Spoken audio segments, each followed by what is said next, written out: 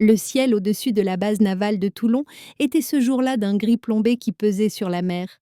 Le Mistral secouait légèrement les fenêtres et sifflait dans les coques d'acier des navires de guerre gris amarrés dans le port. Mais à l'intérieur du cercle naval, le club des officiers, il n'y avait aucune trace de cette météo capricieuse. Cet endroit était un sanctuaire avec ses boiseries centenaires en acajou, ses fauteuils aux en cuir et ses secrets militaires chuchotés. Une forte odeur de cigare, bien qu'interdite depuis des années, semblait encore imprégner les murs. Je m'appelle Valérie Duchesne. À ce moment-là, je n'étais qu'une femme fatiguée en tenue civile. Je portais une chemise en soie crème toute simple et un pantalon en tissu bleu marine foncé. J'avais laissé dans le vestiaire mes épaulettes, mes médailles et surtout la lourde responsabilité que les années m'avaient conférée. Du moins, c'est ainsi que je paraissais aux yeux des observateurs extérieurs. Confortablement installée dans mon fauteuil préféré, j'examinais les derniers rapports d'entretien du porte-avions Charles de Gaulle sur ma tablette. Devant moi se trouvait une tasse de café noir qui refroidissait. Les gens pensent généralement que le pouvoir est quelque chose de bruyant, des généraux qui crient, des PDG qui tapent du poing sur la table. Mais le vrai pouvoir, c'est le silence. C'est ce moment inquiétant et immobile qui précède la tempête. Et moi, à cet instant, j'étais exactement ce silence. À ce moment précis, la lourde porte en chêne du club s'est ouverte bruyamment. Avec le vent qui s'engouffrait à l'intérieur, l'atmosphère paisible du lieu a été tranchée comme par un couteau. Deux hommes sont entrés. Ils portaient tous deux des costumes italiens coûteux, mais même la qualité du tissu ne suffisait pas à masquer l'arrogance crue qu'ils dégageaient. Je ne connaissais pas l'homme qui marchait devant, mais je connaissais très bien son genre. François, François de Vionnet. Même si vous ne connaissez pas leur nom, vous les reconnaissez à leur démarche. Même le bruit de leurs talons sur le sol trahissait leur arrogance. Chaque pas semblait dire « c'est ici mon territoire, mon argent, mon influence, mon monde ». L'homme plus jeune et un peu plus timide qui l'accompagnait, probablement son assistant, essayait de suivre son rythme. François s'est arrêté au milieu du salon et a jeté un coup d'œil autour de lui. Son regard ne s'est pas posé sur les tableaux historiques accrochés au mur, ni sur les portraits d'anciens amiraux, mais sur les êtres vivants présents dans la pièce qui avaient le potentiel de devenir des serviteurs. Et ce regard s'est malheureusement arrêté sur moi. Il n'était pas difficile d'en comprendre la raison. Il n'y avait personne d'autre que moi dans le salon à cette heure-là. J'étais en civil, j'avais une tablette à la main, et j'étais une femme. Dans l'algorithme simple et primitif de son esprit, ces données ne pouvaient aboutir qu'à une seule conclusion: secrétaire, assistante, ou peut-être l'épouse ennuyée d'un officier qui n'avait rien à faire là. Il s'est dirigé vers moi. Son visage affichait une expression qui me considérait non pas comme un être humain, mais comme un meuble. Sans même demander la permission, il a tiré la chaise vide juste à côté de mon bureau et y a jeté son sac en cuir coûteux. Le bruit métallique produit par la boucle du sac lorsqu'elle a heurté la table a une nouvelle fois rompu le silence de la salle. Je n'ai pas levé la tête de ma tablette. J'ai juste jeté un coup d'œil à sa montre. Une Patek Philippe Nautilus, boîtier en acier, cadran bleu. Même d'occasion, elle vaut plus de 50 000 euros. Un homme qui porte une telle montre pense que le temps s'écoule pour lui. Et en ce moment, il me volait mon temps. Oui, dit-il. Sa voix était riche comme un bon vin de Bordeaux, mais elle était aussi âpre. Apportez-nous 2 cafés, l'un sans lait, et dépêchez-vous, nous n'avons pas le temps. Je posai doucement le stylo que je tenais à la main sur la table. Je détournai les yeux de l'écran et le regardai lentement, très lentement. Vous pensez savoir où cette histoire va nous mener, n'est-ce pas? Une histoire classique de malentendu? Mais vous vous trompez. Ce n'est pas seulement un malentendu, c'est le moment où un homme commet l'erreur irréversible qui va détruire sa vie. Si, ne serait-ce qu'une seule fois dans votre vie, vous vous êtes senti moins valorisé que vous ne le méritiez, abonnez-vous à la chaîne et activez les notifications. Car ce que Valérie va faire va vous apaiser l'âme. Nos regards se sont croisés. Il n'y avait pas la moindre trace de doute dans ses yeux. Il lui était biologiquement impossible de m'imaginer en tant qu'amirale, nouvelle commandante de la flotte méditerranéenne. Dans son monde, les femmes étaient soit des assistantes, soit des petites amies, soit des épouses qui attendaient à la maison. L'idée d'une femme à la tête de la marine était pour lui aussi absurde que celle de sous-marins capables de voler. « Tu n'as pas entendu, ma chérie ?» dit-il cette fois, avec une pointe d'impatience dans la voix. Il se tourna vers le jeune homme à côté de lui et lui fit un clin d'œil. Tu vois, Jean-Marc, du personnel civil, aucune discipline. Avant, c'était un club militaire, maintenant c'est devenu un salon d'attente où n'importe qui peut entrer et sortir. Une voix en moi me disait de me lever, de lui sauter à la gorge, de crier mon grade et de le faire expulser par la police militaire. Cela aurait été de la colère chaude, et la colère chaude conduit à l'erreur. Mais j'étais Valérie Duchesne, et ce qui coulait dans mes veines, ce n'était pas du sang chaud, mais les eaux glacées de l'Atlantique Nord, une colère froide. C'était la plus dangereuse. Je n'ai rien dit. Je me suis contentée de le regarder. Ce silence commençait à le mettre mal à l'aise, parce qu'il attendait de l'obéissance. Il attendait des excuses. Il attendait que je dise « Tout de suite, monsieur ». Tu as perdu ta langue demanda-t-il, haussant le ton. Je t'ai donné un ordre. Je ne suis pas serveur, ai-je répondu. Ma voix c'était comme un murmure, mais elle était claire. Sans émotion, plate, comme un ping sonar. François a ri, un rire méprisant qui venait du fond de la gorge. Ah, bien sûr, pardon. Tu es peut-être le secrétaire particulier de l'amiral? Ou alors, attends, tu es peut-être l'invité spécial d'un des officiers ici présents? Il était impossible de ne pas percevoir l'insinuation dégoûtante, l'accent collant de ses mots. Il s'assit sur la chaise, juste en face de moi. Il croisa les jambes. À ce moment-là, le devant de sa veste s'ouvrit et j'aperçus le petit insigne argenté sur sa chemise. Atlantis Maritime Systems. À ce moment-là, les pièces du puzzle se sont assemblées dans mon esprit.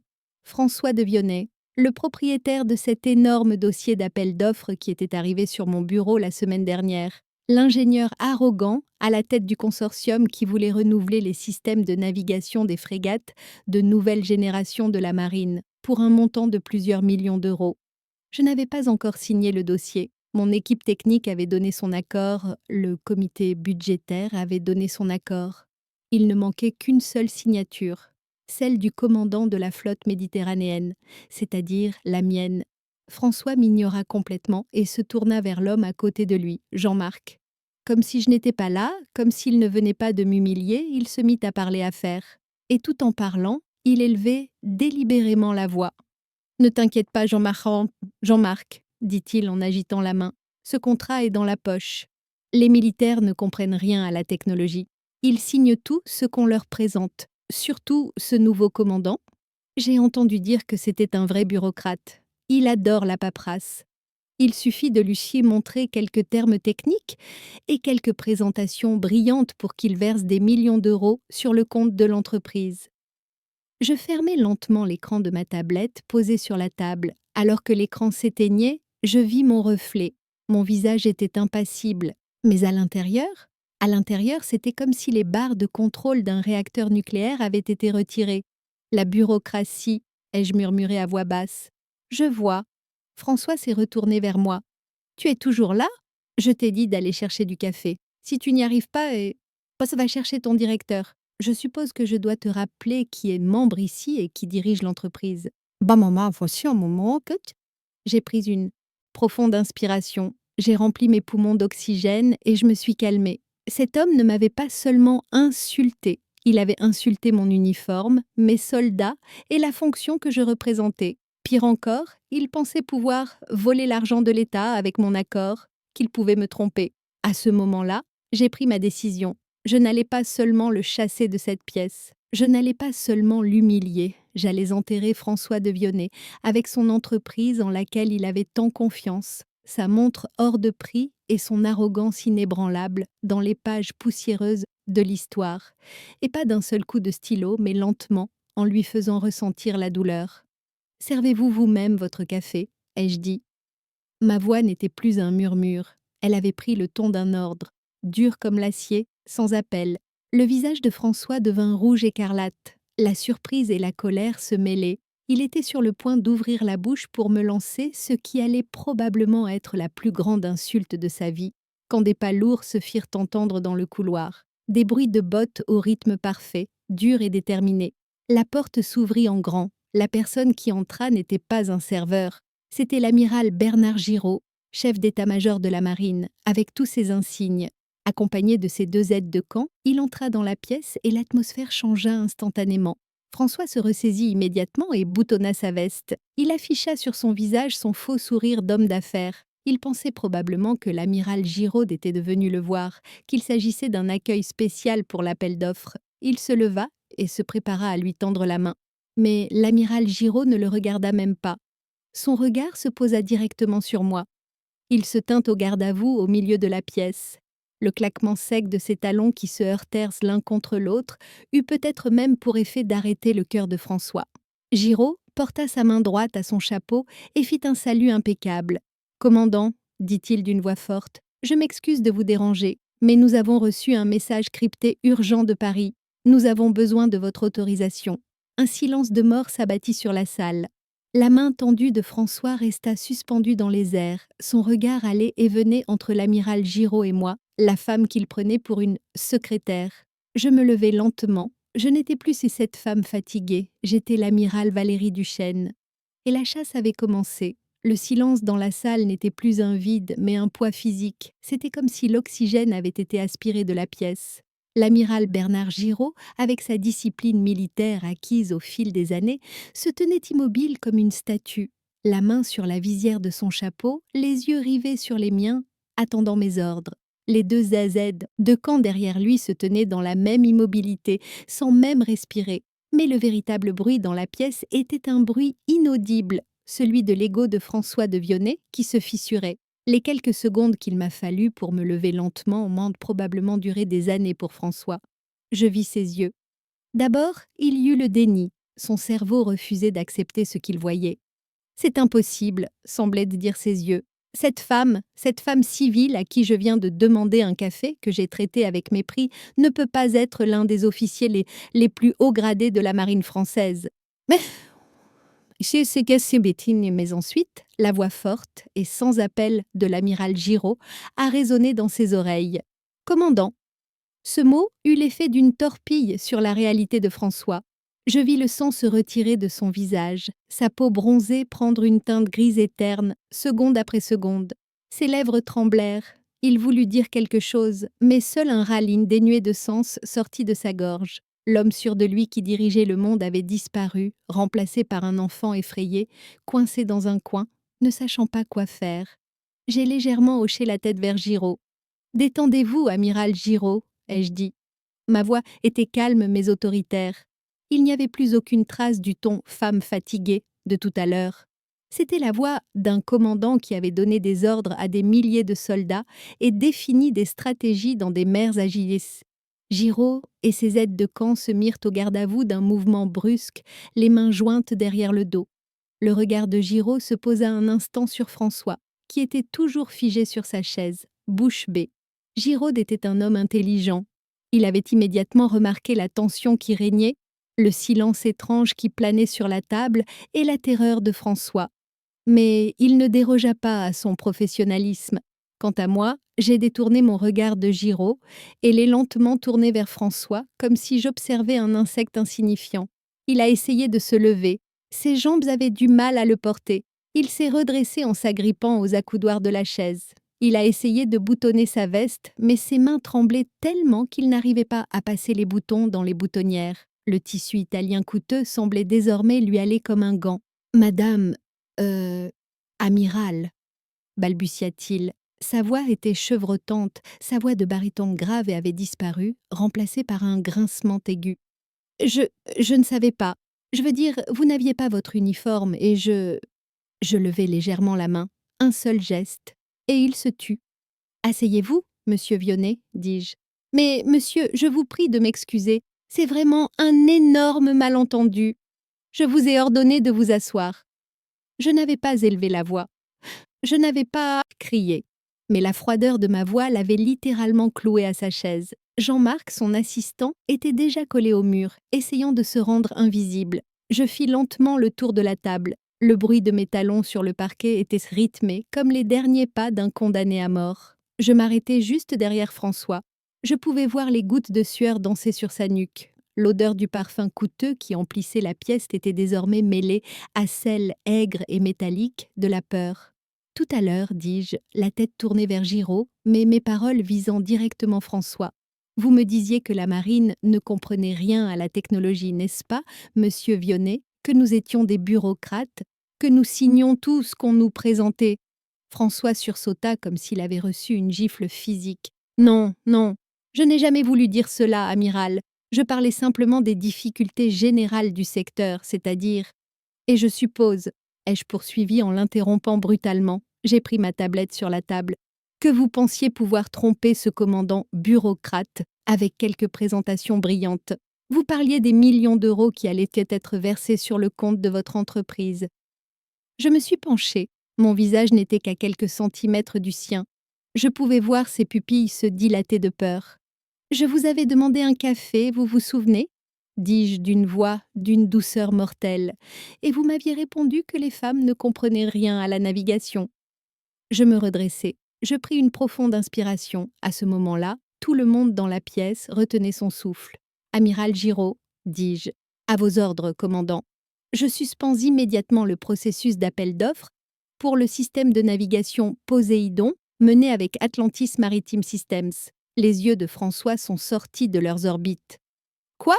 Mais, amiral, c'est impossible. Le contrat est prêt. Les validations techniques ont été obtenues. Cela signifierait la fin de mon entreprise. Nous avons investi des millions d'euros. Je me suis tournée vers lui. Mon visage était aussi froid que les glaces du pôle Nord. Les autorisations techniques ont peut-être été obtenues, monsieur Vionnet, mais dans la marine, nous ne nous intéressons pas seulement aux machines, mais aussi aux personnes qui les fabriquent. Et je constate que, aussi sophistiqués que soient vos systèmes de navigation, votre boussole morale est défectueuse. Je ne peux pas confier le porte-avions Charles de Gaulle à un homme incapable de trouver sa propre direction. Il y a des moments dans la vie où il n'y a pas de bouton « retour ». Une parole prononcée, une signature apposée ou une impolitesse commise. C'est à ce moment-là que votre destin est scellé. François entend actuellement le son de ce sceau. Et vous, que faites-vous lorsque vous avez raison mais que l'on vous fait taire ? Cette histoire ne parle pas du fait de ne pas se taire, mais du pouvoir de parler au bon moment. Avant de continuer, partagez votre propre moment de colère froide dans les commentaires. François se leva d'un bond. Le désespoir lui avait donné du courage. Vous ne pouvez pas faire ça. Vous ne pouvez pas annuler un projet gigantesque à cause d'un simple malentendu. Je vais vous poursuivre en justice. Je vais appeler le ministère. Le ministre est mon ami.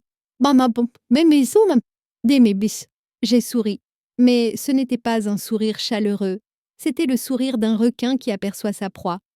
Vous pouvez appeler le ministre, monsieur Vionnet, dis-je calmement. Je peux même vous donner son numéro si vous le souhaitez. Mais lorsque vous l'appellerez, n'oubliez pas de lui dire que l'amiral Valérie Duchesne, commandante de la flotte méditerranéenne, a remarqué cette petite faille dans les protocoles de sécurité de votre entreprise. François se figea. Quelle faille!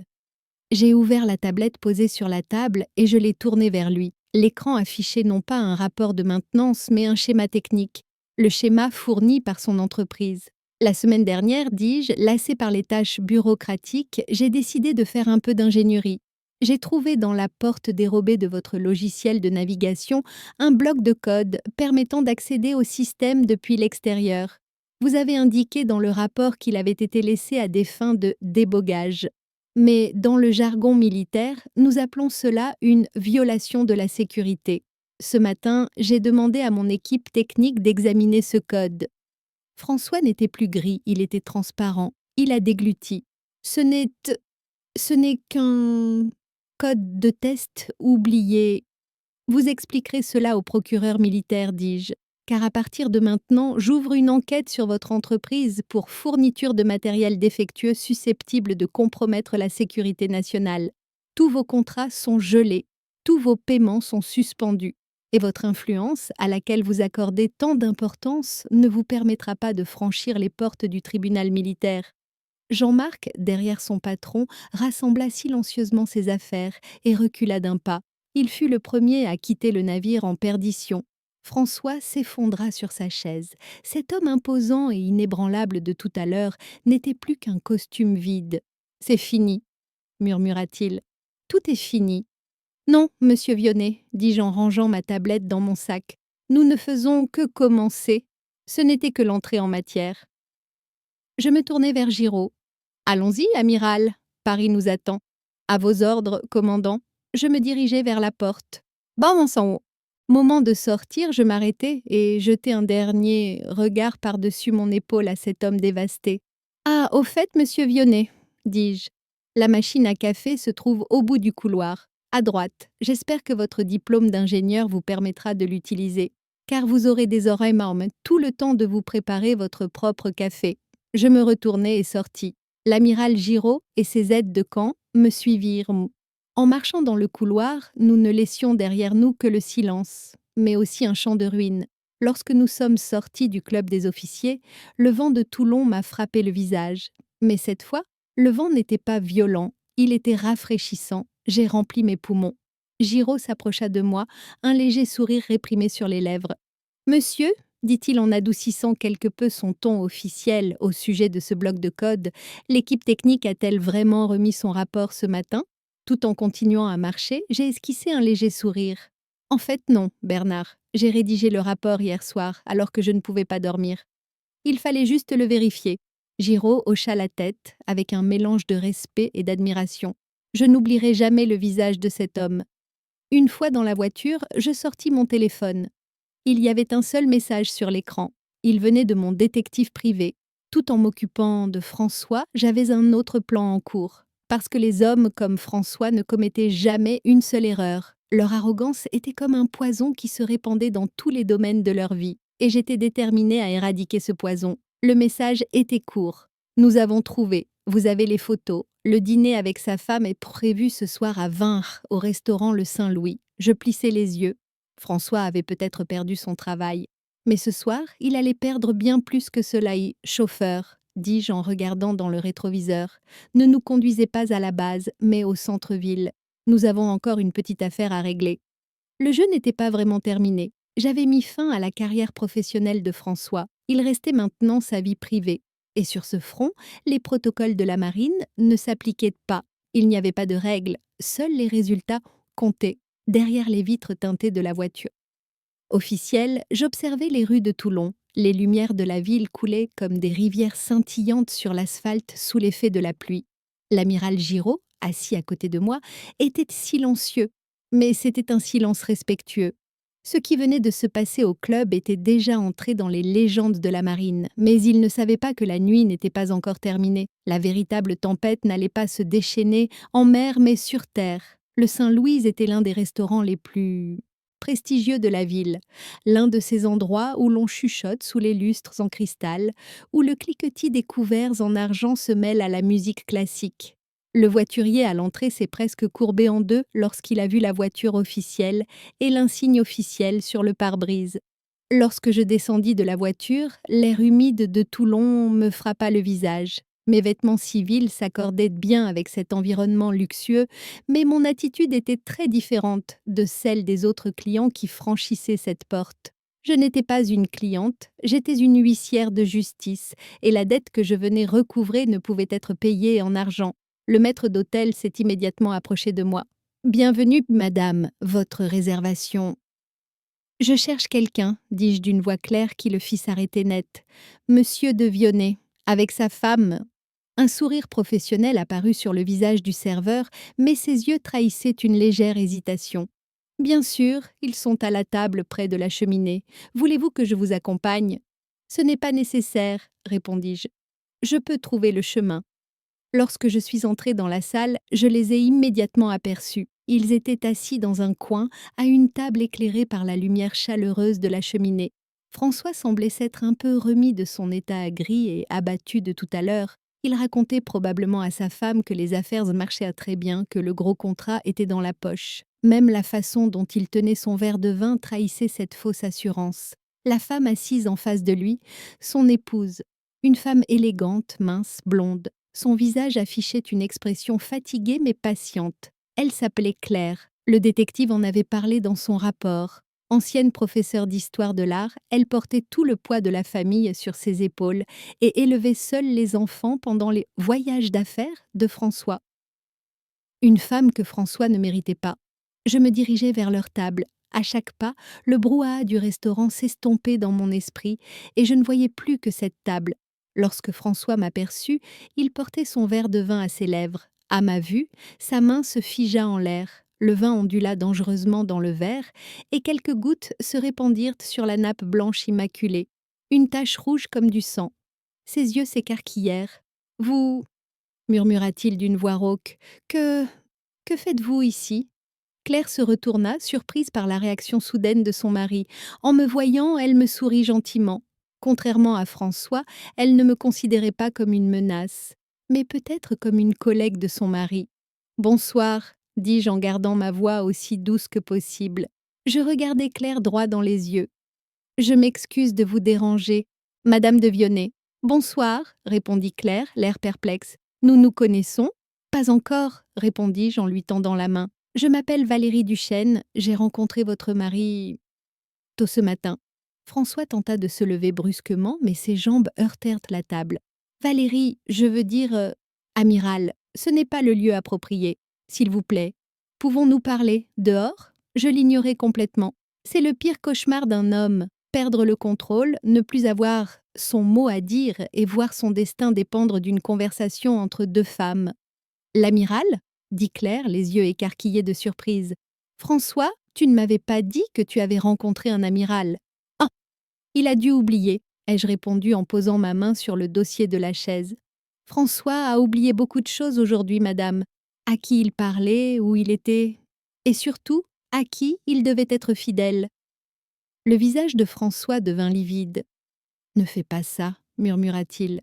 Ce n'était pas un ordre, mais une supplication. « Je t'en prie, ne fais pas ça, je ferai tout ce que tu veux. J'oublierai l'appel d'offres, je céderai l'entreprise. Tout ce que tu... Dis, tout ce que tu veux, mais ne fais pas ça. » Je me tournai vers lui, je vis la peur pure dans ses yeux. Il n'avait pas peur de perdre son travail. Il avait peur de perdre cette façade, ce masque de père de famille parfait. « C'est trop tard, François, » dis-je, « c'est ton problème. Tu penses que tout est négociable, l'honneur, la loyauté, la confiance. Tu penses que tout cela a un prix. » J'ai sorti l'enveloppe de mon sac, la grosse enveloppe jaune contenant les photos prises par mon détective. « Qu'est-ce que c'est ?» demanda Claire, la voix tremblante. Elle sentait que quelque chose n'allait pas, qu'une terrible tempête approchait. « Ceci, dis-je en posant l'enveloppe au milieu de la table, juste à côté de la tache de vin rouge, est l'itinéraire réel des voyages d'affaires de votre mari, Claire, le titre de propriété de cet appartement luxueux à Marseille, et l'identité de la jeune femme de votre âge qui vit dans cet appartement. Les vérités sont parfois aussi tranchantes qu'une gifle, parfois aussi acérées qu'un scalpel. Claire ressent actuellement la froideur de ce scalpel. Et vous ? Avez-vous déjà été témoin du moment où le masque d'un être cher est tombé ? Parfois, la vérité la plus douloureuse vaut mieux que le mensonge le plus doux. Cette histoire n'est pas seulement une histoire de vengeance, c'est aussi une histoire d'éveil. Si vous étiez à la place de Claire, auriez-vous ouvert cette enveloppe ? Écrivez vos commentaires. François tenta d'attraper l'enveloppe, mais Claire le devança. Elle posa sa main dessus. Ses yeux étaient remplis de larmes, mais son regard était dur. Elle regarda François. « Ne fais pas ça, » dit Claire. Sa voix était faible, mais si forte que François dut retirer sa main. « Ne dis plus un mot. » Claire n'ouvrit pas l'enveloppe. Elle la garda simplement sous sa main. Elle n'avait pas besoin d'en voir le contenu. L'expression coupable sur le visage de son mari, son front en sueur, son regard fuyant. Tout était dit. L'enveloppe n'était qu'une formalité. Il se tourna vers moi. Une larme coula de ses yeux, mais il l'essuya immédiatement. « Merci, dit-elle. Je ne m'attendais pas à cette réponse. Je m'attendais à ce qu'elle crie, qu'elle nie, qu'elle m'agresse. Mais qu'elle me remercie. Pourquoi ? Demandai-je involontairement. Parce que, a répondu Claire en prenant une profonde inspiration. Je m'en doutais depuis des années, mais je n'avais pas le courage de me l'avouer. Être prise pour une idiote, c'était le plus dur. Vous m'avez rendu non seulement la vérité, mais aussi mon honneur. À ce moment-là, j'ai compris que Claire n'était pas une victime. Elle aussi était une combattante, mais sur un autre front. François s'effondra sur sa chaise. Il prit sa tête entre ses mains. Il avait perdu son travail, sa réputation et sa famille achetés le même jour, en l'espace de quelques heures. Et tout cela à cause d'une tasse de café. Son orgueil avait causé sa perte. « Je dois y aller, dis-je. »« Vous n'avez pas besoin de payer l'addition, François. Je pense que le prix à payer sera déjà assez lourd pour cette soirée. » Je me suis retournée et, comme à mon arrivée, j'ai quitté le restaurant la tête haute. En arrivant à la porte, je ne me suis pas retournée, mais j'ai senti que Claire avait pris l'enveloppe et l'avait mise dans son sac, puis qu'elle avait laissé François seul à table, au milieu de tout le monde. Quand je suis sortie, la pluie avait cessé, le ciel s'était dégagé et les étoiles commençaient à apparaître. L'amiral Giraud m'ouvrit la portière de la voiture. « Où allons-nous, commandant ?» m'a-t-il demandé. « À la maison, Bernard », ai-je répondu en montant dans la voiture. « À la maison, mais je dois d'abord passer un coup de fil. »« À qui, monsieur ?» J'ai sorti mon téléphone. J'ai cliqué sur un seul nom dans mon répertoire. Ministère de la Justice, directeur du cabinet. « Nous allons officialiser l'enquête sur la société de François, dis-je. Et Claire, elle aura besoin d'un bon avocat spécialisé dans les divorces. Mon ancienne camarade Julie est parfaite pour ça.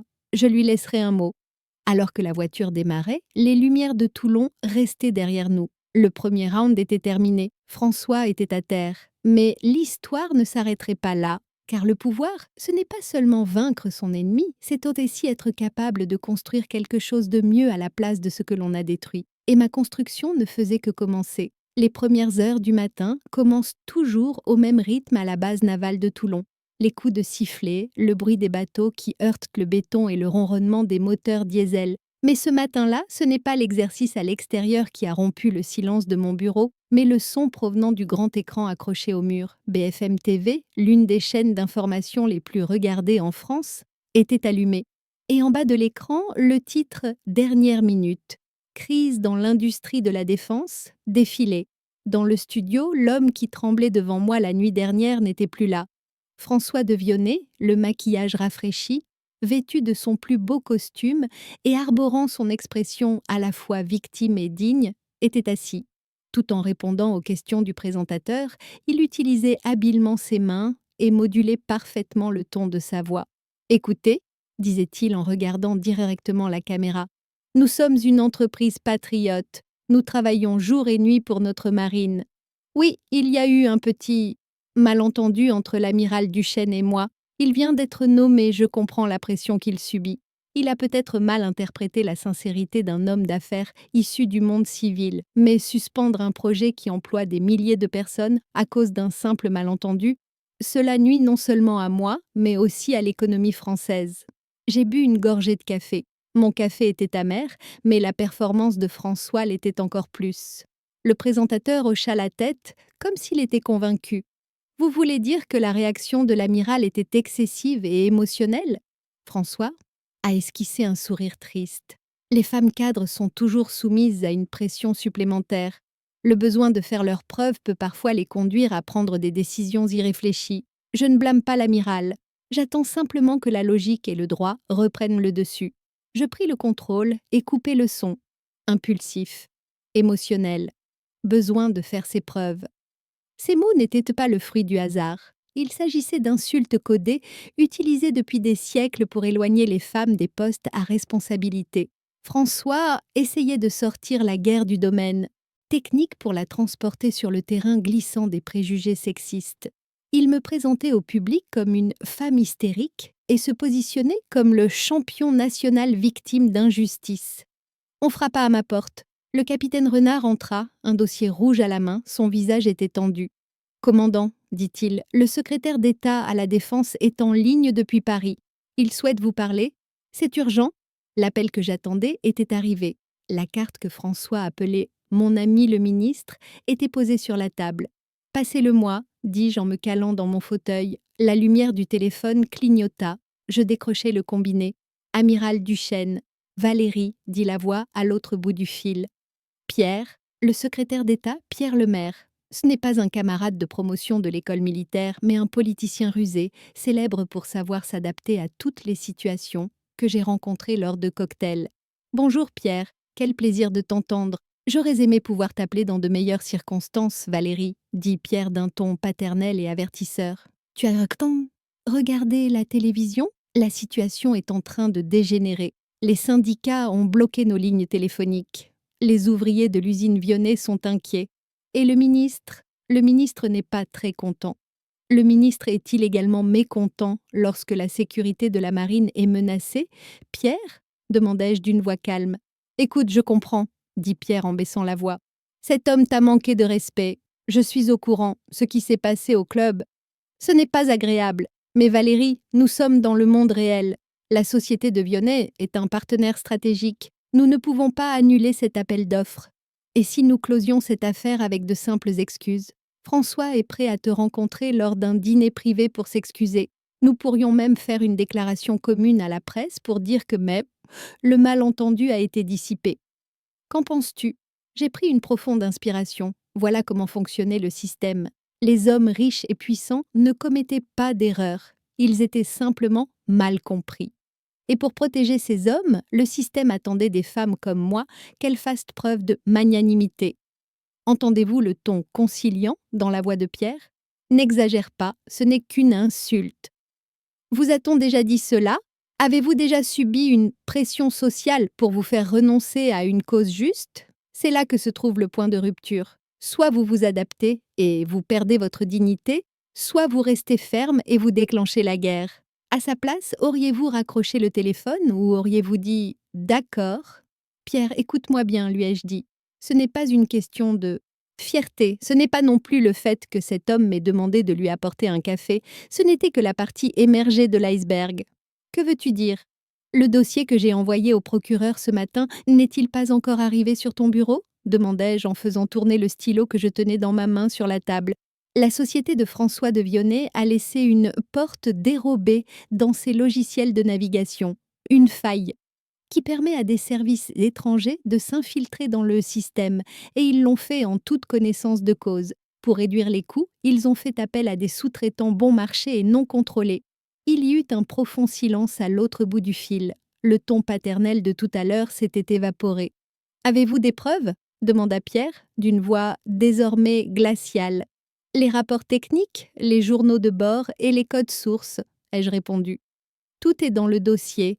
Si le ministre souhaite protéger un homme qui vend la sécurité nationale, c'est son affaire. Mais je ne laisserai pas un seul de mes soldats monter à bord de ces navires équipés de systèmes défectueux. Maintenant, si vous me le permettez, je dois aller commander une flotte. » Sans attendre sa réponse, j'ai raccroché. Mon cœur battait à tout rompre, mais mes mains ne tremblaient pas. La guerre n'était plus seulement entre François et moi. J'avais déclaré la guerre à Paris, à la bureaucratie et à ce club de messieurs poussiéreux. Le capitaine Renard réapparut à la porte. « Monsieur, vous avez une visite. Julie Moreau, avocate. » Mon sourire est revenu. « Faites-la entrer immédiatement. » Julie est entrée dans la pièce comme une tornade. Elle n'avait pas changé depuis nos années à la faculté de droit. Le regard perçant, les cheveux roux ébouriffés et son sac en cuir qu'elle tenait toujours comme une bombe prête à exploser. Elle ferma la porte avant de me serrer dans ses bras. « Mon Dieu, Valérie, ce type à la télévision est un vrai salaud. Mais toi, tu es une légende. Ce que tu as fait hier soir au restaurant ?» Claire m'a tout raconté. « Comment va Claire ?» demandai-je en lui indiquant un fauteuil. Julie posa son sac sur ma table. Ses yeux brillaient tandis qu'elle ouvrait la fermeture éclair. « Claire est dévastée. Mais tu sais, parfois, il faut détruire complètement un bâtiment pour pouvoir en construire un plus solide à la place. Cette femme dormait depuis des années, Valérie. Et maintenant, elle s'est réveillée et elle est très en colère. » Elle sortit de son sac un gros cahier relié et plusieurs clés USB. « Qu'est-ce que c'est ?» ai-je demandé. « François, un de ces idiots qui se croient intelligents, » répondit Julie en ouvrant le cahier. Il gardait tous ses biens, ses comptes secrets et même la liste des bureaucrates qu'il avait soudoyés dans le coffre-fort de sa maison. Tu sais quel était le code, son anniversaire? C'est narcissique, non? Je me suis penchée vers le cahier, des chiffres, des noms, des dates. Claire a ouvert le coffre-fort après que François ait été expulsé de la maison, a poursuivi Julie. Et Valérie, les informations contenues dans ce carnet ne suffisaient pas seulement à couler François. Ce carnet peut aussi faire tomber des hommes comme Pierre Lemaire. Mon regard s'est arrêté sur un nom, inscrit sur une page du carnet. Pierre Lemaire, honoraire de consultation, 50 000 €. Pierre, celui qui venait de me dire au téléphone de faire preuve de conciliation. Je levai la tête et regardai Julie. Nous pensions tous les deux la même chose. François a donc documenté la manière dont il obtenait les contrats, ai-je murmuré. Exactement, répondit Julie. Ce matin, Claire a demandé le divorce, mais elle m'a demandé de t'apporter ce carnet. Elle m'a dit: «L'amiral sait ce qu'il doit faire». Je me suis adossée à mon siège et j'ai regardé par la fenêtre les bateaux gris amarrés dans le port. François m'accusait d'être émotive et impulsive dans les médias. Il me méprisait en tant que femme, mais j'avais désormais entre les mains une arme nucléaire capable de détruire tout son réseau de clubs réservés aux hommes. «Capitaine!» ai-je crié. Renard apparut immédiatement à la porte. «Appelez le service de presse», ai-je dit. «Je tiendrai une conférence de presse demain matin, pas en uniforme, en civil, et invitez le procureur. Nous avons de nouvelles preuves à lui présenter.» Puis je me suis tournée vers Julie. «Tu es prête?» «À quoi?» «À écrire l'histoire», répondis-je. «François voulait la guerre. Nous allons lui montrer ce que signifie la guerre. Mais cette fois, les balles seront en papier et les bombes seront des faits.» La pièce était chargée de l'énergie de la tempête qui s'annonçait. François de Vionnet pouvait continuer à faire son show à la télévision, car demain matin, ce ne serait plus lui qui parlerait à l'écran, les gros titres changeraient, et cette fois, c'est moi qui les écrirais. La salle de presse de Toulon ressemblait à une ruche. Les flashs des appareils photo crépitaient comme des éclairs dans une tempête, et le brouhaha des journalistes résonnait sur les murs. Le spectacle de François ce matin-là avait fonctionné. Tout le monde était venu ici pour assister à la défense pitoyable d'un amiral impulsif et émotif qui tentait de sauver sa carrière. En attendant dans les coulisses, je pouvais voir à quel point le capitaine Renard était nerveux. « Commandant, murmura-t-il, ne pas porter votre uniforme. Ce n'est pas conforme au protocole. Paris n'appréciera pas. » J'ai souri. Paris ne m'aime déjà pas, Renard. De plus, je ne me présente pas ici aujourd'hui en tant que militaire, mais en tant que citoyen. L'uniforme représente l'État. Moi, aujourd'hui, je représente la vérité. Julie l'était à mes côtés. Elle n'avait pas le cahier à couverture noire, l'original était déjà entre les mains du procureur, mais les copies légales des documents provenant de ce cahier se trouvaient sur le pupitre devant moi. Julie me serra l'épaule. Finis-en avec eux, Valérie. J'ai pris une profonde inspiration, j'ai écarté le rideau et je suis montée sur scène. Dès que je suis entrée dans la salle, les flashs ont atteint une intensité aveuglante. Je me suis dirigée vers l'estrade. Je portais une chemise blanche simple et une veste noire. Je n'étais pratiquement pas maquillée. Je n'avais pas besoin de mots sophistiqués ou de gestes exagérés comme François. Je me suis placée devant les micros et je suis restée immobile. Je n'ai pas parlé. J'ai simplement attendu que le bruit dans la salle s'estompe. C'est une vieille tactique de commandement. Le silence est plus autoritaire que le bruit. En quelques secondes, les chuchotements ont cessé, les déclics des appareils photos se sont espacés. Tout le monde attendait avec impatience ce que cette femme hystérique allait dire. Hier, ai-je dit d'une voix calme et claire, un homme d'affaires a déclaré sur une chaîne de télévision nationale que je prenais des décisions émotionnelles, que j'agissais avec mes sentiments plutôt qu'avec ma raison. Il y eut un remous dans la salle. Monsieur de Vionnet a raison, ai-je poursuivi. Les journalistes se regardèrent avec étonnement. Ils ne s'attendaient pas à cela. Étais-je en train d'avouer quelque chose? Oui, j'ai agi de manière émotionnelle, ai-je dit. Parce que lorsque j'ai appris que les navires de notre marine étaient équipés d'un système de navigation défectueux qui mettait en danger la vie de milliers de marins, oui, j'ai ressenti de la colère. C'était le genre de sentiment qu'éprouverait un patriote. Et c'est... J'ai sorti le dossier qui se trouvait sous le pupitre et l'ai posé sur la table d'une voix ferme. Mais je ne suis pas venue ici aujourd'hui pour vous parler de mes sentiments. Je suis venue vous parler de chiffres. J'ai ouvert le dossier. Ce rapport que j'ai entre les mains, dis-je en brandissant le document, a été validé ce matin par une société indépendante spécialisée dans la cybersécurité et par les services de renseignement de la marine. 14 failles de sécurité différentes, prétendument des erreurs dans le logiciel de la société Atlantis Maritime Systems ont été identifiées, mais elles permettaient en réalité d'accéder à distance au système. Ces failles auraient pu rendre nos navires aveugles et sourds en cas de guerre. L'atmosphère dans la salle a soudainement changé. Les journalistes, qui s'attendaient à une querelle entre hommes et femmes, digne d'un magazine People, se trouvaient désormais face à un scandale de sécurité nationale. Et, plus important encore, ai-je ajouté en montrant les documents financiers préparés par Julie, voici des correspondances internes qui prouvent que ces erreurs techniques étaient en réalité des choix délibérés visant à réduire les coûts. Un journaliste leva la main, tout excité. Amiral, monsieur de Vionnet dira que ce sont des calomnies. Avez-vous des preuves? C'était la question que j'attendais. Monsieur de Vionnet peut nier, ai-je répondu en fixant la caméra du regard. C'était comme si je regardais François droit dans les yeux, alors qu'il me regardait depuis chez lui en sirotant son whisky. Mais il ne peut nier ses propres notes manuscrites. J'ai affiché à l'écran une page du carnet noir. Les noms avaient été rayés, mais les chiffres et les dates étaient clairs. Voici, ai-je dit, la liste des paiements effectués par la société aux responsables qui ont signé les rapports d'approbation technique sous le nom de activité de lobbying.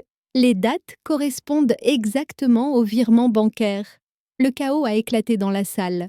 Tout le monde essayait de poser des questions en même temps. La vérité a tendance à éclater au grand jour. Plus elle est enfouie profondément, plus son explosion est violente. En essayant de faire taire Valérie, François a en fait révélé au monde entier sa propre voix, sa propre confession.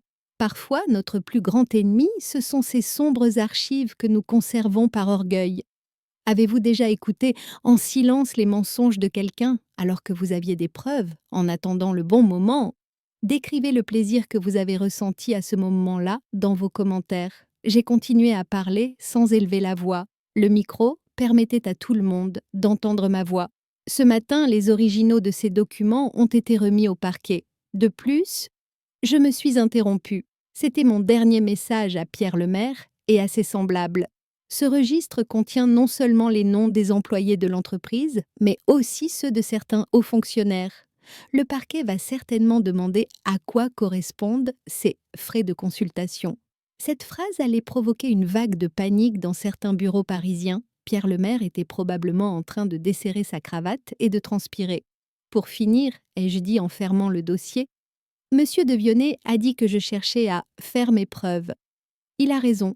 Je me suis engagée à protéger les ressources, la vie et l'honneur des soldats de ce pays. Et pour le prouver, si je dois faire mal à quelqu'un, je n'hésiterai pas. Je me levai pour quitter la tribune. Mais un journaliste chevronné du journal Le Monde se fraya un chemin à travers la foule et se précipita vers l'avant. Amiral, est-ce une déclaration de guerre? Lancez-vous une guerre contre l'industrie de la défense? Je me suis arrêtée et je les regardais. Mon visage affichait une expression glaciale. Non, ai-je répondu. Je ne fais que nettoyer. Et malheureusement, certaines taches sont très incrustées. Il faut gratter un peu pour les enlever. Je suis descendue de scène cède. Les flashs qui éclataient derrière moi n'éclairaient plus moi, mais François et les décombres du système corrompu qu'il représentait. Quand je suis entrée dans la loge, Julie m'attendait. Elle avait les larmes aux yeux, mais elle souriait. « Tu as réussi », m'a-t-elle dit. « Mon Dieu, Valérie, tu l'as enterré en direct. Ce n'est pas fini, ai-je répondu en retirant ma veste. Ce n'était que la partie publique. Maintenant, François est acculé, et un animal acculé est dangereux. Il va commettre une erreur, sa dernière et plus grande erreur. À ce moment-là, mon téléphone a vibré. J'ai regardé l'écran, numéro inconnu. Je l'ai décroché. Duchesne. Tu vas payer pour ça, dit la voix à l'autre bout du fil. François. Sa voix n'était plus cette voix de baryton arrogante. C'était un grognement, un cri. Tu m'as tout pris. Tout. Je vais te détruire, Valérie. Je vais te tuer.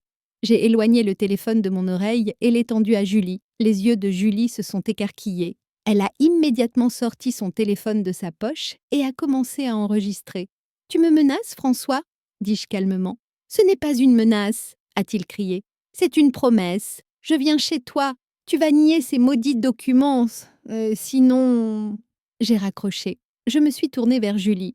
« Tu as enregistré ?»« Chaque seconde, » a répondu Julie, les mains tremblantes. « Ce type est fou. »« Oui, » ai-je répondu. « Et comme il est fou, il vient exactement là où nous voulons qu'il aille. » Je me suis tournée vers le capitaine Renard. « Appelez la sécurité, Renard, et la police. Nous avons un invité, mais ne le laissez surtout pas à la porte. »« Besson !» Renard était surpris. « Comment ça, commandant? On le laisse entrer ?» Je plissai les yeux. « Oui, capitaine, laissez-le entrer. Laissez-le entrer dans la pièce, parce que la meilleure façon d'attraper un criminel, c'est de le faire venir de son propre chef sur les lieux du crime. » François de Vionnet arrivait à toute vitesse vers sa fin. et j'allais lui ouvrir la porte en grand. La résidence de l'amiral était un ancien bâtiment en pierre situé au sommet de la base de Toulon, caché parmi les pins et surplombant la mer.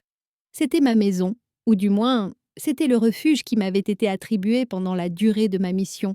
Mais ce soir-là, ce ne serait pas un refuge, mais une scène. Après la conférence de presse, le capitaine Renard et l'équipe de police civile m'avaient raccompagné directement chez moi. François m'avait dit au téléphone « Je viens chez toi ». Ce n'était pas du bluff, sa voix avait le ton dangereux et déraisonnable d'un homme qui n'avait plus rien à perdre. J'ai tamisé les lumières du salon. Seule la lampe de lecture dans le coin s'était allumée. Julie attendait, le téléphone à la main, dans l'ombre près de la cuisine. Renard et 2 policiers en civil se tenaient derrière les rideaux et dans le couloir.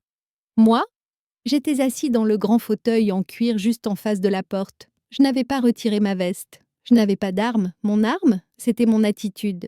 Les heures passaient lentement. Le bruit du vent dehors, chaque craquement me rendait nerveux. « Il ne viendra pas ?»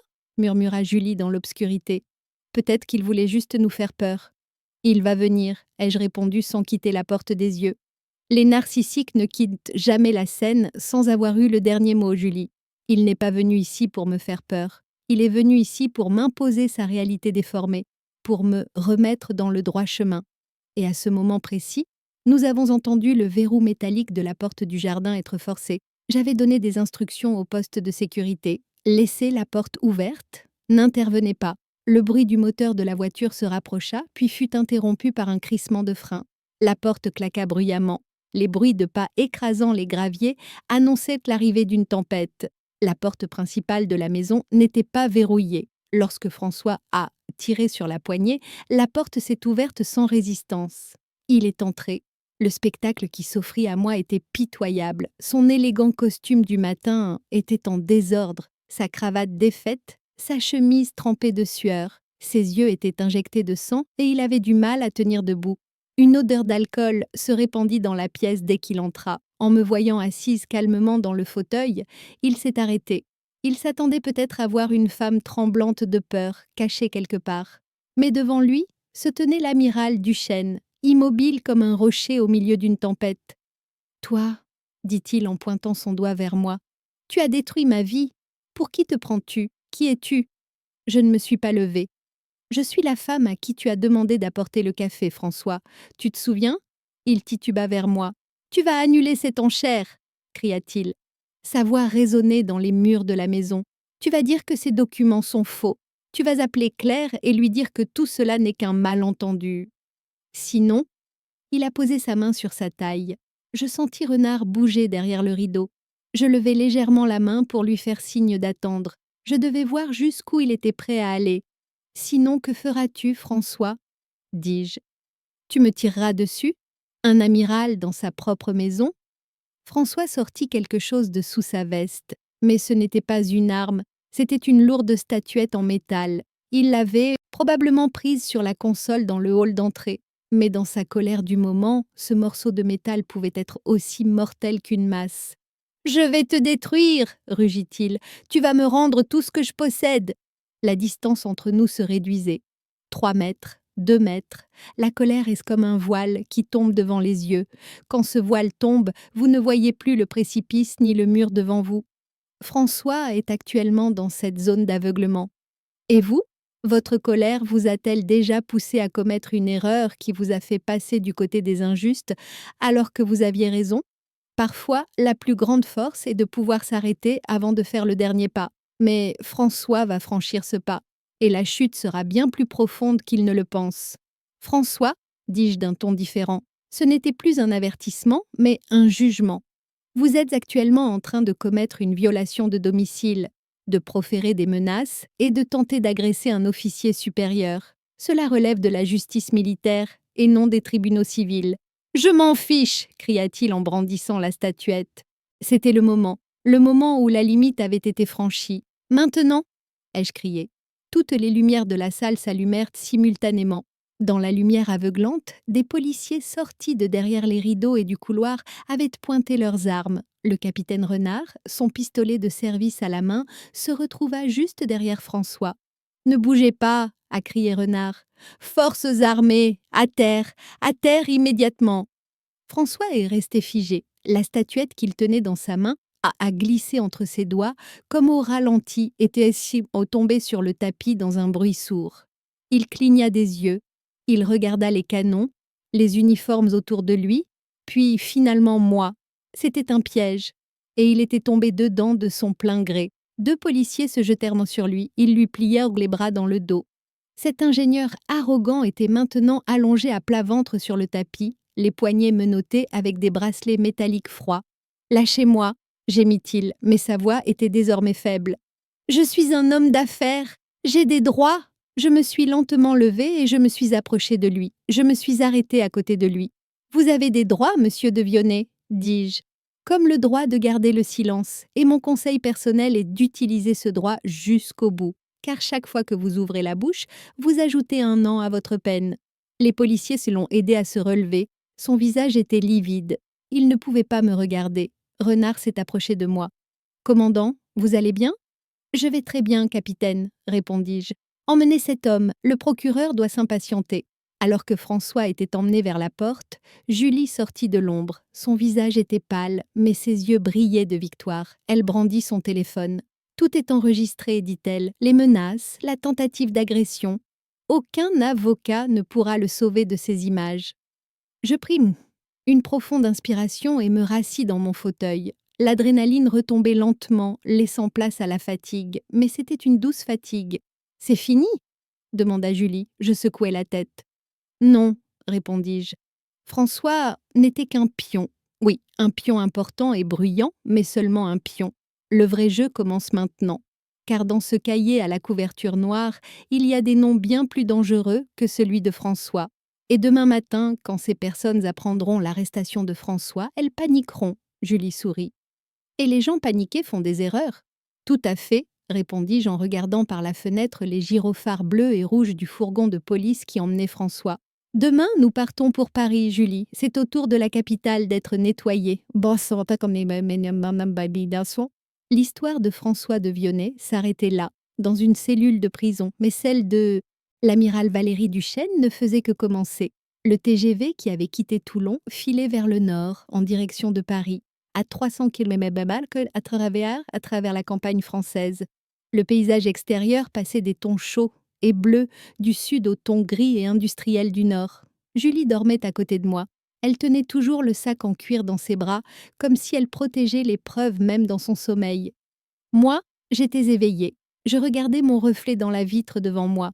Il était facile d'envoyer François en prison. C'était un amateur bruyant, victime de son arrogance.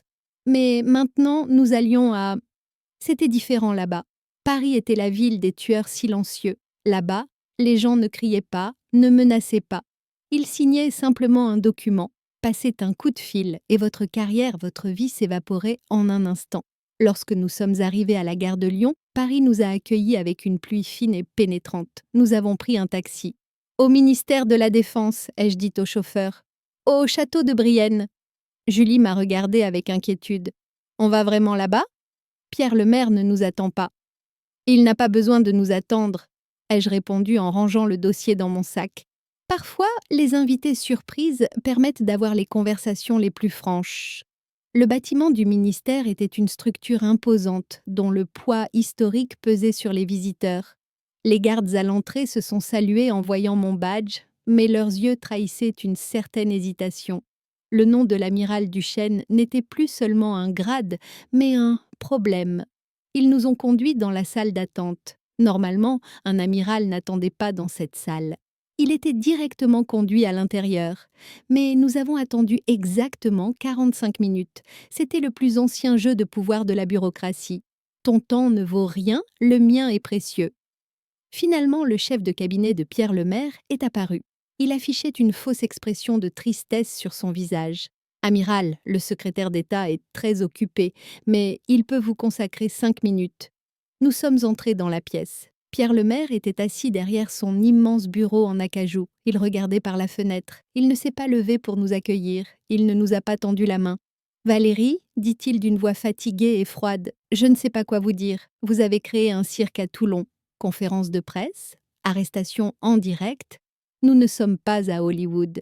Et ce n'est pas non plus une boutique, Pierre. ai-je répondu en m'asseyant dans le fauteuil en face de son bureau. Julie restait debout, le dos appuyé contre la porte. Pierre rit, un rire nerveux, saccadé. Une entreprise commerciale? Tu crois que le monde est noir ou blanc? Mais le monde est gris, Valérie. François était un idiot, je l'admets. Mais son entreprise était un partenaire stratégique. Maintenant, ce partenaire n'existe plus. Et tu sais ce que le ministre m'a demandé ce matin? Il m'a demandé: cette femme est-elle contrôlable? Quelle a été ta réponse? Je lui ai répondu: non, c'est une fanatique, et les fanatiques sont dangereux. Pierre se pencha en avant. Écoute, je te propose une issue. Demande ta retraite. Invoque des problèmes de santé, des raisons familiales. Pars discrètement. Si tu pars, tu conserveras ta prime de retraite et ta réputation. Mais si tu restes, que se passera-t-il si je reste, Pierre? On t'enterrera, Valérie. On fouillera dans tes dossiers. On trouvera même une contravention pour stationnement illégal que tu as reçu il y a 10 ans et on en fera la une des journaux. On te discréditera à tel point que tu ne pourras plus être amiral, ni même concierge d'immeuble. J'ai entendu Julie retenir son souffle. Je sortis la photocopie de mon sac, la page du cahier de François où figurait le nom de Pierre. Dans la fosse que tu creuseras pour m'enterrer, dis-je en faisant glisser le papier sur la table, tu ne seras pas seul, Pierre. Pierre regarda le papier. Ses yeux parcoururent les lignes. 50 000 euros. En espèces. Date 12 mai. Son visage est devenu livide, son masque de homme d'État est tombé, laissant apparaître un bureaucrate effrayé. C'est, dit-il d'une voix tremblante, c'est une calomnie. Cela ne prouve rien. François a commencé à parler quand il a été arrêté. Pierre, dis-je. C'était un mensonge. Il n'avait encore rien dit, mais Pierre ne pouvait pas le savoir. Il raconte tout au procureur. Où il t'a donné l'argent, dans quel sac il l'a transporté. Tout. Pierre s'effondra sur sa chaise. Il se frotta le visage avec les mains. Tu ne comprends pas, murmura-t-il. Il n'y a pas que moi, François. Il n'était qu'un intermédiaire. L'intermédiaire de qui? Demandai-je en durcissant le ton. Pierre leva la tête. Ses yeux reflétaient une peur pure. Le sénateur Rochefort. La pièce se figea. Le sénateur Henri Rochefort, président de la commission de défense, potentiel candidat à la présidence, inviolable, chouchou des médias, soi-disant leader du mouvement Main propre. Rochefort, dit Julie, rompant le silence. Impossible, c'est le visage de la campagne anticorruption. Les mieux cachés sont ceux qui sont sous les projecteurs, dit Pierre. La société de François était le bailleur de fonds secrets de la campagne électorale de Rochefort. Ses appels d'offres, ses failles de sécurité, tout cela servait à accélérer les flux financiers. Pierre me regarda, les yeux suppliants. Valérie, je t'en prie, si ce nom est révélé, ils me tueront. Ce n'est pas une métaphore, ils me tueront vraiment. Ces types ne plaisantent pas. Je me suis adossée à ma chaise. L'affaire était bien plus importante que je ne l'avais imaginé. J'étais venue traquer un bureaucrate corrompu, mais je me retrouvais face à un monstre qui s'étendait jusqu'au sommet de l'État. Parfois, vous tirez sur une corde et vous vous attendez à défaire un simple nœud, mais tout le plafond s'effondre sur vous. Valérie doit maintenant choisir entre rester sous les décombres ou les déblayer. La puissance qui lui fait face est capable d'écraser bien plus qu'un amiral. Que feriez-vous à sa place? Diriez-vous « ça suffit » et concluriez-vous un accord avec Pierre ou continueriez-vous à courir vers le feu? J'ai une proposition à te faire, Pierre, lui dis-je. Laquelle? Tu vas démissionner, aujourd'hui même, pour raison de santé. Et tu vas coopérer avec le parquet. Tu seras témoin secret. Rochefort va me détruire, dit Pierre. Je détruirai tout plus rapidement, dis-je en montrant le papier posé sur la table. Tu as le choix. Soit tu seras la victime de Rochefort, soit tu seras le témoin de la justice. Pierre resta silencieux pendant un long moment. Le seul bruit dans la pièce, c'était celui de la pluie qui frappait la vitre. Finalement, il hocha la tête. « D'accord, murmura-t-il. « D'accord, mais tu dois me protéger. Je ne peux pas affronter cet homme tout seul. »« Tu ne seras pas seul, dis-je en me levant, parce que nous allons aussi à Rochefort. »« Tu es fou ?» dit Pierre, les yeux écarquillés. « Tu ne peux pas aller le voir, il ne t'acceptera pas. »« Je ne prendrai pas rendez-vous, Pierre, dis-je en me dirigeant vers la porte. Ce soir, c'est le bal annuel du Sénat, n'est-ce pas? Toute la presse et tous les diplomates seront là. Julie me regarda en souriant. Elle avait compris mon plan. Le sénateur Rochefort aime danser, dis-je. Voyons voir comment il dansera quand la musique s'arrêtera et que les lumières s'allumeront. Nous sommes sortis de la pièce. Dans le couloir, Julie m'a pris le bras. C'est une mission suicide, Valérie, dit-elle. Le sénateur bénéficie de l'immunité. Même dans le cinéma de Tamasso. L'immunité s'applique devant les tribunaux, Julie, ai-je répondu. Pas dans la conscience collective. Ce soir, lors du bal, nous allons faire tomber les masques, et ce, sous les yeux de tous. Paris était gris, froid et dangereux. Mais nous aussi. La saison de la chasse n'était pas terminée, seule la taille du gibier avait changé. Et cette fois, le gibier avait des dents beaucoup plus grandes. Les portes monumentales du palais du Luxembourg s'étaient ouvertes pour l'élite parisienne. La lumière des lustres en cristal qui filtrait de l'intérieur se reflétait sur les statues du jardin, donnant à la nuit une atmosphère féerique. Les limousines étaient alignées, et les ministres, diplomates et Maanenyaelte, des affaires qui en descendaient, posaient en souriant sur le tapis rouge. Pour ces personnes, la vie était un jeu dont ils fixaient les règles et dont les autres subissaient les sanctions. Lorsque notre taxi s'est arrêté derrière ces limousines rutilantes, le gardien à la porte nous a regardés avec étonnement. Mais lorsque je suis descendue de voiture, son étonnement s'est transformé en respect.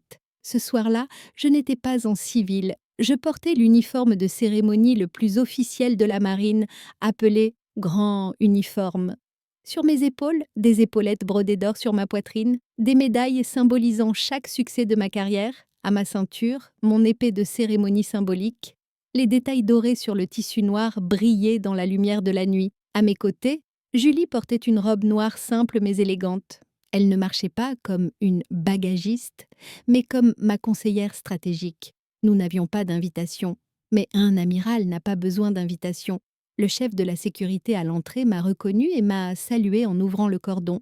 « Amiral Duchesne, nous ne vous attendions pas, monsieur. »« J'aime les surprises, » ai-je répondu avant d'entrer. La salle de bal était étourdissante. Des centaines de personnes tournaient au rythme de la valse jouée par l'orchestre, trinquant avec leurs coupes.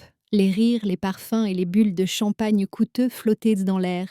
Dès que nous sommes entrés dans la salle, une main invisible sembla baisser le volume de la musique. Toutes les têtes se tournèrent vers nous. La présence d'un amiral en uniforme, surtout de cet amiral rebelle qui avait fait la une des journaux ces dernières 24 heures, n'était pas prévue dans le scénario de la soirée. Des murmures se propagèrent comme une vague. Mes yeux ont balayé la foule. Et je l'ai trouvé. Le sénateur Henri Rochefort. Il se tenait au milieu de la salle, entouré d'un cercle d'admirateurs. Grand, aux cheveux argentés, il portait un smoking impeccable, le leader des mains propres, le héros du peuple. Il levait son verre et souriait à quelqu'un, expliquant probablement comment il allait sauver le pays. Pourtant, l'argent de ce champagne avait été volé à la sécurité de la marine. Je me suis tournée vers Julie. « Prépare le dossier de confession de Pierre, je vais danser. » Je me frayais un chemin, travers la foule pour rejoindre Rochefort. Les gens s'écartaient devant moi, comme Moïse devant la mer Rouge. Le bruit de mes talons sur le sol en marbre se mêlait à la musique de l'orchestre. Rochefort m'aperçut. Son sourire se figea mais ne se décomposa pas. C'était un politicien professionnel. Le mot « panique » ne figurait pas dans son vocabulaire. Il murmura quelque chose à l'oreille des personnes qui l'entouraient et un cercle s'ouvrit. Je me suis arrêtée juste en face de lui. « Sénateur Rochefort », dis-je en saluant légèrement de la tête. « Amiral Duchesne », dit-il d'une voix douce comme du velours, mais ses yeux lançaient des éclairs. « Quelle surprise! Je vous croyais à Toulon, aux informations. Vous sembliez très occupé. » « Le service de la patrie exige parfois de voyager, sénateur, » répondis-je, « surtout lorsqu'il y a certaines saletés à nettoyer dans la capitale. » Et Rochefort rit. Ceux qui l'entouraient l'accompagnèrent, même s'ils ne comprenaient pas la plaisanterie. « Ah, les militaires, » dit-il en s'adressant à la foule. « Toujours en service, toujours sérieux. Vous devriez peut-être vous détendre un peu, amiral. Une coupe de champagne ?»« Je ne bois pas quand je suis en service, » répondis-je. « Mais j'ai une proposition à vous faire. Peut-être accepteriez-vous de m'accompagner pour cette danse? Nous avons des questions d'ordre national à discuter. » Rochefort hésita un instant. S'il refusait, il passerait pour un lâche. S'il acceptait, il empiéterait sur mon territoire. Son ego l'emporta sur sa raison. Bien sûr, dit-il en laissant son verre à un serveur. On ne refuse pas une invitation à un amiral. L'orchestre entama une nouvelle valse, la Blue Danube. Rochefort me prit la main et m'entraîna sur la piste de danse. Vu de l'extérieur, cela ressemblait à une danse gracieuse entre deux figures puissantes. Mais de près, c'était une marche sur le fil du rasoir. Je me suis penchée vers son oreille pendant que nous tournions. Pierre Lemaire a démissionné sénateur, murmurai-je. Rochefort a hésité une fraction de seconde, mais il s'est rapidement repris. Pierre a toujours été un homme fragile. Il n'était pas en bonne santé. Il est en très bonne santé, répondis-je. Mais sa mémoire l'est encore plus, surtout en ce qui concerne les paiements en espèces de 50 000 euros et vos liens avec la société de François. Rochefort m'attira vers lui un peu plus brutalement. Son sourire n'était plus qu'un masque figé sur son visage. « Fais attention, jeune fille », dit-il d'une voix qui n'était plus veloutée, mais rugueuse comme du papier de verre. « Ce n'est pas ton bateau ici, nous sommes à Paris. Ici, il n'y a pas de requins, mais des monstres. Je me fiche de ce que Pierre a dit. Tu n'as aucune preuve. Ça m'a poguichon, manatmos. Un cahier à la couverture noire, répondis-je. Le cahier de François et le témoignage de Pierre. En ce moment même, Julie est en train de crypter les copies de ces documents dans un format numérique. Si je ne sors pas d'ici saine et sauve ce soir avec ce que je veux, ce fichier sera automatiquement envoyé à tous les médias à 8 heures demain matin. Rochefort s'arrêta. Il s'arrêta au milieu de la piste, à contre-courant de la musique. Parfois, la plus grande menace n'est pas une arme, mais une réalité programmée. Rochefort entend actuellement le tic-tac de cette horloge. La plus grande faiblesse des personnes puissantes est de croire qu'elles sont intouchables. Lorsque cette croyance s'effondre, il ne reste plus que la peur. Avez-vous déjà vu dans les yeux de votre interlocuteur cette peur d'être pris ? C'est à ce moment-là que vous savourez la victoire. « Que veux-tu » siffla-t-il. « De l'argent ? Une promotion ? Le commandement de la marine ? Dis-le, et demain, ton décret sera signé. » Je l'ai regardé avec pitié. « Vous ne comprenez toujours pas, n'est-ce pas ?» dis-je. « Vous pensez que tout le monde peut être acheté, mais je ne suis pas venu ici pour négocier, sénateur. »« Alors qu'est-ce que vous voulez, bon sang ?»« Vous allez démissionner, répondis-je. Immédiatement, maintenant. Vous allez monter à la tribune et, sans invoquer de faux problèmes de santé, vous allez dire honnêtement « J'assume la responsabilité ». Vous allez demander la levée de votre immunité. Rochefort éclata de rire, un rire court et nerveux. « Vous êtes fou. Je suis l'avenir de ce pays. Un simple marin ne peut pas me détruire. » Il m'a poussé et m'a tourné le dos. Il allait s'en aller. Il comptait sur sa force, ses gardes du corps et son influence dans cette salle, mais il avait oublié une chose. Je n'étais pas venue seule. Julie leva sa tablette en l'air et me fit signe de la tête. « Sénateur !» lui ai-je lancé. Ma voix était forte, elle couvrait la musique. Toute la salle s'est figée, l'orchestre s'est tu. « Je crois que vous avez oublié quelque chose ?» ai-je dit. Rochefort s'est arrêté et s'est retourné lentement. Son visage exprimait une incrédulité totale. Je mis la main dans ma poche. Tout le monde crut que j'allais sortir une arme, certains poussèrent des cris. Mais je sortis une petite télécommande de projection. Les écrans géants de la salle diffusaient normalement les films promotionnels du Sénat. Mais Julie avait déjà piraté le système. « Mesdames et messieurs, » dis-je en me tournant vers la foule, « je m'excuse d'avoir coupé la musique, mais le sénateur Rochefort souhaite vous montrer un film spécial. » J'ai appuyé sur le bouton. À ce moment-là, les murs du palais du Luxembourg ont commencé à trembler sous le poids de la réalité. Les écrans géants de la salle de bal du palais du Luxembourg montraient haut encore, une seconde auparavant, les paysages bucoliques du Sénat. Mais lorsque j'ai appuyé sur le bouton, l'écran est devenu noir. Puis, une lumière bleue et froide a envahi la salle, éclipsant la luminosité cristalline. La musique s'était tue. Les chuchotements avaient cessé. Des centaines de paires d'yeux étaient rivés sur ces écrans. La première image était une note manuscrite, l'écriture de François. Mais sur l'écran géant, ces petites lettres étaient aussi grandes que des panneaux d'affichage. Date, 15 juin, lieu, Hôtel Plaza Athénée, chambre 2-4, montant remis, 160 000 euros. Destinataire, sénateur HR. Un soupir collectif s'éleva dans la salle. Nul besoin d'être un génie pour comprendre qui était HR. Dès que Rochefort vit l'écran, son masque professionnel se fissura. « Éteignez ça !» cria-t-il d'une voix aiguë et chevrotante. C'est un montage, c'est une attaque, la sécurité. Où est cette fichue sécurité? Mais personne ne bougea, car l'image à l'écran changea. Cette fois, c'était une vidéo secrète. La qualité était mauvaise, mais les visages étaient nets. Françoise s'était assise à une table. En face de lui, dos tourné, se trouvait un homme reconnaissable à ses cheveux argentés et à ses célèbres bagues. Rochefort. La voix de la vidéo résonna dans les haut-parleurs de la salle. Ne t'inquiète pas, François, la commission d'appel d'offres est dans ma poche. Transfère l'argent via cette fondation, je m'occupe du reste. Que comprend la marine? Donne-leur une boîte brillante, même vide, ils l'achèteront. Cette phrase eut un effet plus dévastateur qu'une bombe dans la salle. Ce n'était pas seulement une preuve de corruption. Elle révélait une arrogance qui se moquait de l'intelligence de toutes les personnes présentes, de l'État, des militaires et du peuple. Rochefort s'est précipité vers moi, les yeux exorbités. « Je vais te tuer » a-t-il crié. « Je vais t'achever » Mais avant qu'il ne puisse m'atteindre, son cercle d'admirateurs s'est dispersé. Les ministres qui venaient de trinquer avec lui, les diplomates qui lui serraient la main, le fuyaient maintenant comme s'il était atteint de la peste. Rochefort se retrouva seul au milieu du vide. « Héros du peuple » dis-je, sans élever la voix, mais d'un ton que tout le monde pouvait entendre. « Voici votre vrai visage, sénateur. Je ne sais pas si la marine acceptera des beaux boîtes vides, mais le peuple français n'acceptera plus vos promesses vides. » Mais Rochefort regarda autour de lui. Il chercha du soutien, mais tout ce qu'il vit, ce furent des regards d'eau dégoûtés et des téléphones portables brandis en l'air.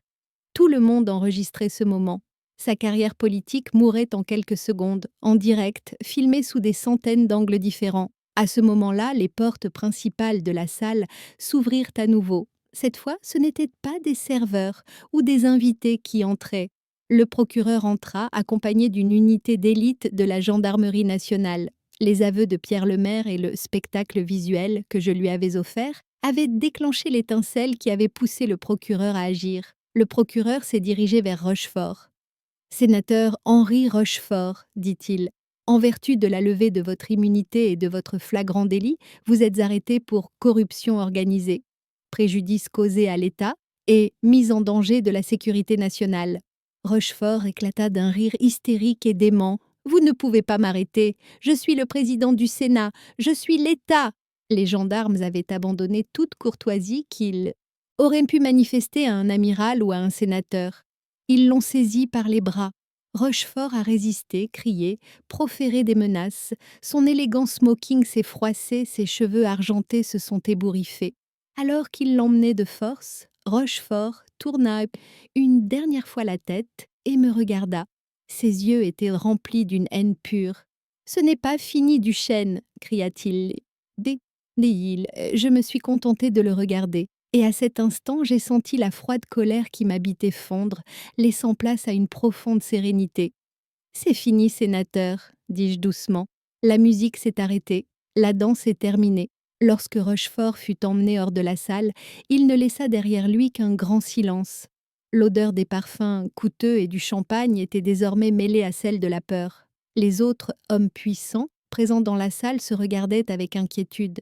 Qui serait le prochain ? Qui d'autre figurait dans ce cahier à la couverture noire? Julie s'approcha de moi. Elle rangea sa tablette dans son sac. Ses mains tremblaient, mais elle arborait un large sourire. « Qu'est-ce qu'on vient de faire ?»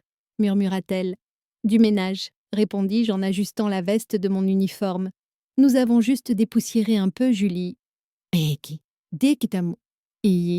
Le pouvoir ne réside pas seulement dans les sièges ou les titres. Le pouvoir réside dans le courage de ceux qui détiennent la vérité. Ce soir-là, dans cette salle, il y avait des centaines de personnes puissantes, mais seules 2 femmes ont changé le cours de l'histoire. La chute de Rochefort n'a pas seulement marqué la fin d'un homme politique, mais aussi celle de l'arrogance de ceux qui pensaient que rien ne pouvait leur arriver. Pensez-vous que justice a été rendue? Ou n'est-ce que le début? En sortant de la salle, personne ne m'a barré le chemin, personne ne m'a posé de questions. Certains nous ont même salués d'un léger signe de tête lorsque nous sommes passés. Était-ce par respect ou par peur? Je ne sais pas. Je m'en moquais. Lorsque nous sommes sortis, l'air nocturne de Paris ne m'avait jamais semblé aussi pur. Les statues du jardin du palais semblaient nous saluer au clair de lune. Mon téléphone a sonné. C'était Claire. Valérie, a-t-elle dit. Sa voix était émue, mais cette fois-ci c'était de joie. Je regarde la télévision. Tu es sur toutes les chaînes. Les images de l'arrestation de Rochefort, les aveux de François. Tu as réussi, Valérie. Tu as réussi pour nous tous. Nous avons réussi, Claire, ai-je répondu. Si tu n'avais pas ouvert ce coffre-fort, je n'aurais jamais pu faire cette danse. Lorsque je raccrochai, Julie se tourna vers moi. Et maintenant, que va-t-il se passer? Je regardai le ciel, l'aube était sur le point de poindre. Maintenant, dis-je, nous retournons à Toulon. Mes navires m'attendent, et puis, je pense que j'ai mérité ce café. Mais cette fois, je le boirai comme je l'entends, face à la mer. Ce n'était pas une fin, c'était la naissance de la légende Valérie Duchesne, cette femme que plus personne n'oserait appeler secrétaire. 6 mois plus tard, au milieu de la Méditerranée, je me trouvais sur le pont d'envol du porte-avions Charles de Gaulle. Cette fois, le vent ne décoiffait pas mes cheveux, mais me saluait. Le bruit des jets autour de moi, l'agitation du personnel, le bruit des câbles d'acier qui se tendaient. Au milieu de ce chaos, un ordre absolu régnait. Et j'étais au centre de cet ordre. Plus personne ne me confondait avec une femme fatiguée en civil. Il n'y avait plus de doute dans les regards, seulement du respect et une crainte indéfinissable. Alors que je m'appuyais contre la balustrade pour regarder l'horizon, le capitaine Renard s'approcha de moi, et il tenait un plateau en argent sur lequel se trouvait une tasse en porcelaine. « Votre café, commandant, » dit-il, « noir, comme vous l'aimez. » Je souris. Cette scène résumait tout ce qui avait commencé 6 mois plus tôt dans ce club d'officiers à Toulon. À l'époque, c'était un ordre, aujourd'hui c'était une marque de courtoisie. À l'époque, c'était une humiliation. Aujourd'hui, c'était une preuve de loyauté. Je pris la tasse. « Merci, Renard. Des nouvelles de Paris ?»« Oui, monsieur, » répondit Renard en ouvrant son dossier. « Les décisions du tribunal viennent d'être rendues. » Je pris une gorgée de café et écoutai en regardant l'immensité bleue de la mer. « François de Vionnet, » lut Renard. « Il a été condamné à 12 ans de prison pour fraude, corruption et atteinte à la sécurité nationale. Tous ses biens ont été confisqués. Sa société, Atlantis Maritime, a été placée sous contrôle de l'État et va changer de nom. 12 ans. Pour François, c'était toute une vie. Les restaurants luxueux, les montres hors de prix et les sourires arrogants ne seraient plus qu'un souvenir froid entre 4 murs de béton. « Et les autres ?» demandai-je. « Le sénateur Rochefort, » répondit Renard, avec une légère pointe de satisfaction dans la voix. « Il a été déclaré inéligible. Le procès pour corruption est en cours, mais il sera jugé en détention. Ses avocats ont demandé l'assignation à résidence, mais le juge a rejeté cette demande en invoquant un risque de fuite. Je me suis souvenu de Rochefort criant « Je suis l'État » devant tout le monde dans cette salle de bal. L'État lui avait maintenant attribué une petite cellule. La justice était parfois lente à venir, mais lorsqu'elle arrivait, elle faisait payer la facture avec intérêt. Et Pierre le maire ? Il est dans le programme de protection des témoins, monsieur. Il a pris sa retraite. Il vit actuellement dans une petite ville de Normandie où personne ne le connaît. Il ferma le dossier. Le nettoyage est terminé, commandant. N'est pas terminé, Renard, répondis-je en me tournant face au vent. Le nettoyage n'est jamais terminé. Seuls les endroits sales changent. Mais au moins, ce navire est propre. Dans l'après-midi, je suis retournée à Toulon en hélicoptère. Quelqu'un m'attendait au port. Claire, je ne l'aurais pas reconnue. La femme timide, cachée dans l'ombre de son mari, avait disparu. Elle portait un élégant tailleur en lin. Elle s'était fait couper les cheveux et son visage avait retrouvé une vivacité que je n'avais pas vue depuis des années. « Amiral, » dit-elle en souriant, « où puis-je désormais t'appeler Valérie ?»« Tu peux toujours m'appeler Valérie, Claire, » lui ai-je répondu en la serrant dans mes bras. Nous avons marché ensemble le long du littoral. « Comment se passe ta nouvelle vie ?» lui ai-je demandé. « Intensive, » répondit Claire. « J'ai créé une fondation avec l'indemnité versée par François. La fondation Deuxième Chance. Nous apportons un soutien juridique et financier aux femmes victimes de violences économiques et opprimées par leur mari. Julie est devenue l'avocate principale de la fondation. » Elle s'est arrêtée et m'a regardée. Elle avait les larmes aux yeux. « Tu sais, Valérie, dit-elle, si tu n'avais pas ouvert cette enveloppe au restaurant ce jour-là, je vivrais peut-être encore dans le mensonge. Tu ne m'as pas seulement donné la vérité, tu m'as rendu ma vie. » Tu étais déjà forte, Claire, lui ai-je répondu. Tu avais juste besoin de t'en souvenir. Nous nous sommes assises dans un café. Lorsque le serveur est venu prendre notre commande, Claire m'a regardée et m'a souri. De café, s'il vous plaît, a-t-elle dit au serveur. Puis elle s'est tournée vers moi et m'a fait un clin d'œil. Ne t'inquiète pas, c'est moi qui paye cette fois. Nous avons éclaté de rire. À cet instant, tous ces moments tendus et remplis de colère d'il y a 6 mois avaient disparu. Il ne restait plus que la sérénité de la victoire. Le soir, au coucher du soleil, j'étais assise seule sur la terrasse de ma maison. J'avais ma tablette à la main, mais cette fois-ci ce n'était pas pour le travail. Je lisais les actualités. Mon nom figurait en gros titres.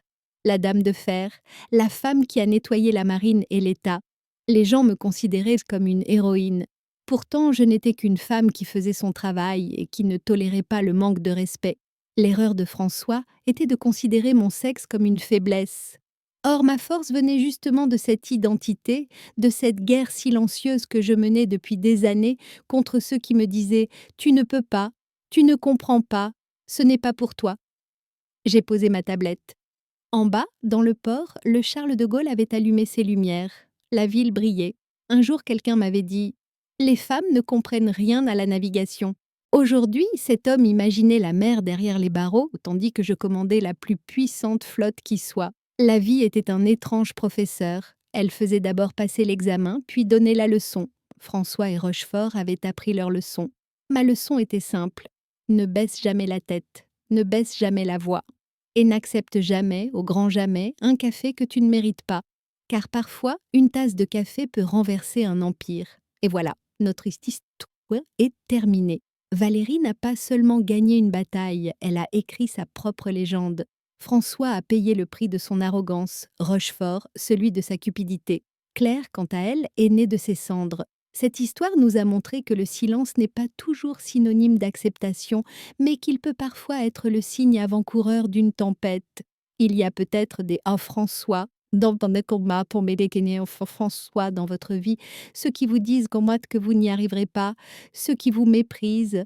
La plus belle réponse que vous puissiez leur donner, c'est votre propre réussite. Merci d'avoir accompagné Valérie dans son parcours. Si cette histoire a réveillé en vous cette colère froide, abonnez-vous à la chaîne et partagez votre histoire avec nous. À bientôt pour la prochaine bataille pour la justice. Au revoir.